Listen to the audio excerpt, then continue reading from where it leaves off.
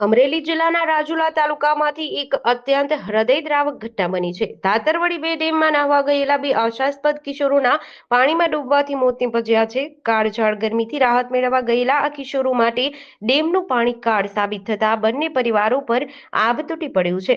રાજુલાના ધાખડાનગર વિસ્તારમાં રહેતા ગાંડુભાઈ લાલાભાઈ પરમાર અને દક્ષભાઈ રાજેશભાઈ ડોડિયા ગરમીથી બચવા ધાતરવડી બે ડેમ ખાતે નાહવા ગયા હતા।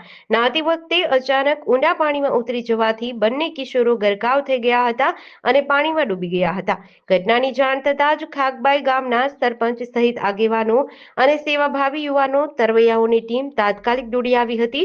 દિનેશભાઈ દેવ, નાજુભાઈ વરુ, ગૌતમભાઈ વરુ, અશોકભાઈ તેમજ સરપંચ સહિત આસપાસના સેવાભાવી યુવાનો અને તરવૈયાઓની ટીમ તાત્કાલિક પહોંચી હતી। દિનેશભાઈ દેવ, નાજુભાઈ વરુ, ગૌતમભાઈ વરુ તેમજ અશોકભાઈ, સરપંચ સવાભાઈ, ભરતભાઈ જાલંધરા અને વિનુભાઈ શ્રીરામ સહિતના આગેવાનોએ ભારે જહેમત ઉઠાવી કિશોરોને બહાર કાઢ્યા।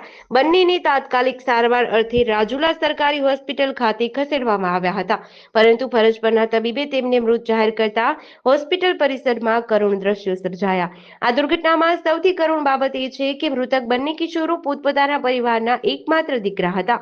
સીડીસી ન્યૂઝ સાથે મૌલિક દોશી, અમરેલી।